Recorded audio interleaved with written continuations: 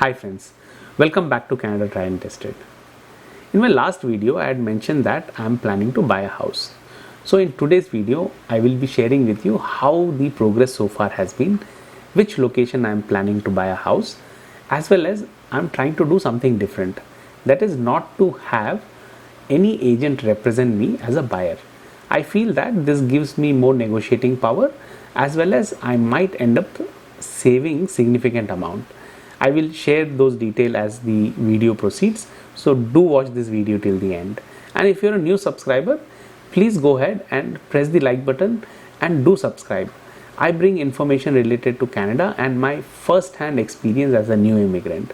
I also share many money saving tips which will be useful when you are integrating here in Canada. Now, without wasting much time, you all are aware of how the housing market over last 1 year has been in Canada. The low interest rate, if you go for fixed rate of interest, it is less than 2%, and if you go for a variable, it is less than 1.5%. This has fueled the market to skyrocket, and it has gone beyond reach of a common buyer. If you want to even buy, you have to go and do a blind bidding, and this is something which I wanted to avoid. Now, over last couple of days, I see that the market is cooling, and this is good time for us to go and look for an option to buy a house. Will I succeed or not? I will keep sharing details with you, but let me show you how I have planned things so far. So if you look at this slide, right, so this is my house search and closure timeline. As a project manager, I always want to have a start and the end time. So if you see, my plan is that I have to close this within 8 to 9 weeks. If that is not happening, then I might lose interest, or I might not even buy the house. So right now I am in third week. In the first week, I have tried to identify what kind of mortgage interest rate helps me. I have tried to have the first hand feel of the real estate. I have directly interacted with the seller's agent. I have not gone ahead with any offer, as I wanted to understand how this market is, and wanted to focus on the area location where I want to go and buy the house. So I have done that, and I have my wish list also ready. Now, in terms of making offer, I'm still searching for the house which fits into my budget and all my criterias, and then if I find any such house, I will offer. The offer might get accepted or rejected. For this, let me show you how usually the housing market works. So you see here, there is a seller who wants to sell the house, and I, as a buyer, will go and try to buy a house. So there might be many buyers in the market, and usually the buyers would have their real estate agent who will be representing on their side. From the seller side too, you see here, the real estate agent will be doing the interaction. So the buyer and seller, they don't get to see each other. Now, whatever price the house goes in market for, between these real estate agent, approximately 5% is a standard commission. Like, it's a known thing here, 5% of the house price. Now, in addition, the seller would also have his lawyer, and the buyer will also have his lawyer. This is very important because there are a lot of documentation involved, as well as a lot of details which needs to be checked, especially from the buyer's end. So the lawyer is very, very important. For the mortgage, option is to either directly go with the bank, or you go through mortgage agent who will try to figure out things for you. Now, I have been trying to directly negotiate with my bank, as I have multiple products with my bank, and if they are able to match the competitive rate which is in market, I will go with them. But if that does not work, then I of course would switch to a mortgage agent, which I really am not interested at the moment, and see if he can get me a better rate from one of the 5 major bank. So this is the criteria right now I have set with. And what I'm trying to do is, I'm trying not to have a real estate agent represent me. So by doing that, this 5% commission which is getting shared between these both real estate agent, okay, you can see the mathematics. I will end up having a better buying power, and the real estate agent on the seller side will take more commission, and he becomes the central point between the seller as well as the buyer. So this is what I'm trying to do. So far it looks a little tricky, because when I have tried to understand the market, one thing which predominantly comes in front is that the seller having doubt on whose interest this real estate agent is working for. So this has been 1 or 2 cases. So if I am able to get through this challenge, I think I will be saving on money. Now in terms of location, I want to stay close to Toronto. Now Toronto has double taxation, so I want to avoid Toronto. So the next best option is Mississauga. Right now I know that many of the people are moving outside Toronto to places like Kitchener, London, etc. But I'm lazy. I want a convenient location where I don't have to own a car. And if you have been watching my videos, you will get to know that by not having our personal car, we save $1,000 minimum per month, and this has significantly helped us to save for our down payment. So we want to continue having no car, and if at all we really have to move from one place to another, the public commute convenience is what I am looking for. In addition, if there are times when we really need a car, we have services like Uber, right? So this is the thought process I have.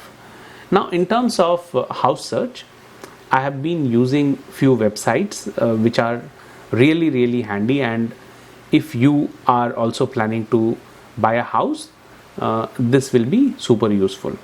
So to check your mortgage and your interest rate, this website ratehub.ca, this is super useful. This website has given me accurate prediction on how much mortgage I can afford. Now I am looking for townhouse in Mississauga in a range of 650k. Affordability is even much more than that, but I have kept the threshold as 650k if I get a decent house. But so far my first hand experience on ground is that if the listing is for 600k, it has gone almost to 700k, that is 100k extra. So you know, my interest in townhouse has been diminishing over time.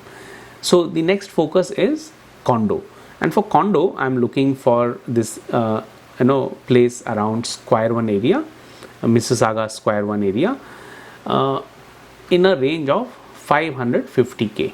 I think it's a fair value in terms of the current price. Again, condo also has been super crazy nowadays. People have been even paying more than 600k. I don't want to get into that craziness. I really want to be conservative and have some saving. So this is the thought process I have in terms of buying the house. In terms of interest rate, right? So ratehub.ca is very handy, and here as you can see that the interest is as low as 1.4% for variable. So this is what I would be going for, variable. Now in our house we are thinking whether to go for a fixed or variable, and this is discussion we are having between us. And initially it looked like fixed makes more sense, but now we are going with the variable as we feel that we will be able to significantly save money. So that's the thought process I have been having in terms of interest rate. In terms of finding property, I have been looking at 2 websites, condo.ca or realtor.ca. Why these 2 websites? Now with condo.ca, I get to see the history of any of the units, when it was last sold, were there any upgrade which was done to the unit.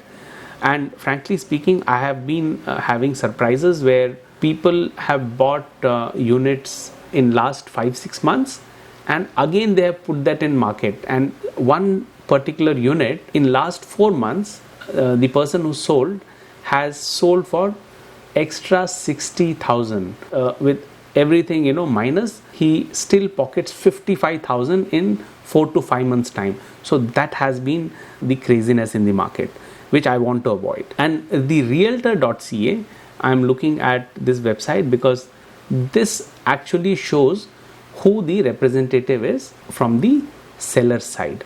Now realtor.ca, it takes out data from this website, which is part of Toronto Real Estate Board.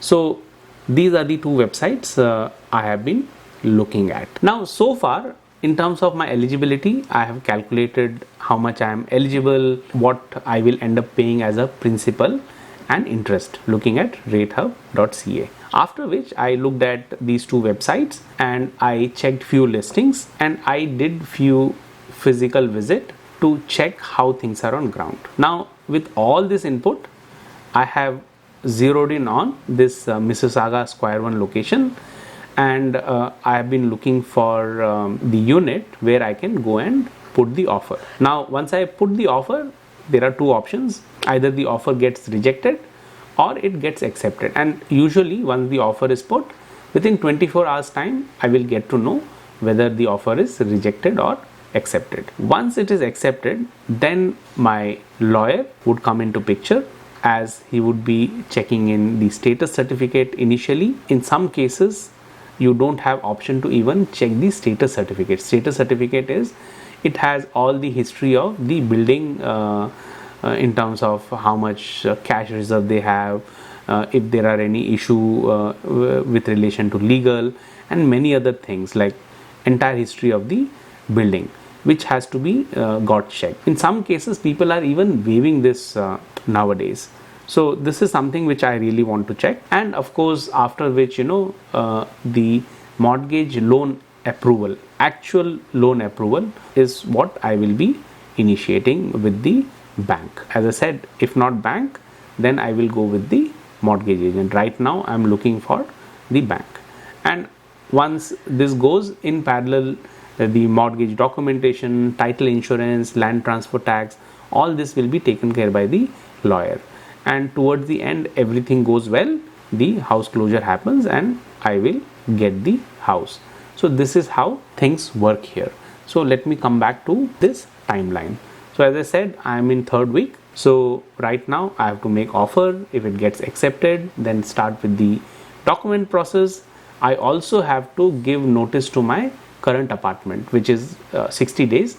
So I will see if I can negotiate, get into the new place as quickly as possible. So the timeline between 5 to 7 weeks is, I might have to follow up with my lawyer for the documentation, and might even have to do a follow up with the bank for mortgage. And if there are any renovation, I might have to plan for it. So in terms of buying house also, the preference is that if the place needs some renovation, I might have some more buying power. So that is the plan. And within 8th or 9th week, take possession of the property, renovate if necessary, and move in. So this is the overall plan so far. So let's see how things progress. I will be updating you frequently on my house search, what kind of experience I am having, and if I am able to keep up with the timeline. Meanwhile, if you have any questions, you have any suggestions, you have any comment, please feel free to drop in, and I feel that that's going to really help me in my house search. That's it from me today. Thanks for watching Canada Tried and Tested.